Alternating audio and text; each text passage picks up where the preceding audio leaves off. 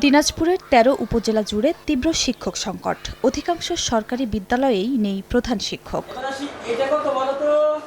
এ অবস্থায় বিদ্যালয়গুলোতে ভারপ্রাপ্ত প্রধান শিক্ষক হিসেবে দায়িত্ব পালন করছেন জ্যেষ্ঠ সহকারী শিক্ষকরা। এতে অতিরিক্ত কাজের চাপে মূল পাঠদান কার্যক্রমে ব্যাঘাত ঘটছে। বিদ্যালয়ের সার্বিক শৃঙ্খলার অভাব তৈরি হচ্ছে, যার সরাসরি প্রভাব পড়ছে কোমলমতি শিশুদের ওপর।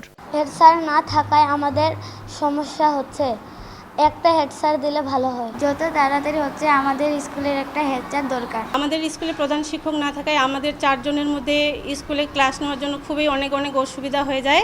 স্কুলের ক্লাসের কাজ এবং অফিসের কাজ দুদিকে দৌড়াতে গেলে দেখা যায় বাচ্চাদের লেখাপড়ার ক্ষতি হয় কিছুটা। দীর্ঘদিন ধরে প্রধান শিক্ষকের শূন্য পদে পদোন্নতি এবং নতুন নিয়োগ প্রক্রিয়া ধীরগতির কারণেই মূলত এই সংকট তৈরি হয়েছে বলে মনে করে কর্তৃপক্ষ। এই পদগুলো পূরণের জন্য আমরা বরাবরই শূন্য পদের তথ্য ঊর্ধ্বতন কর্তৃপক্ষের নিকট প্রেরণ করে থাকি, যেন দ্রুত এই পদগুলো পূরণ করা।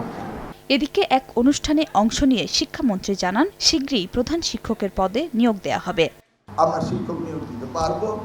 এই যে শিক্ষক নাই আজকে এই নিয়ারলি 10 ইয়ার্স, সেই রিপোর্টটা আমাকে ডিসি সাহেব বললেন।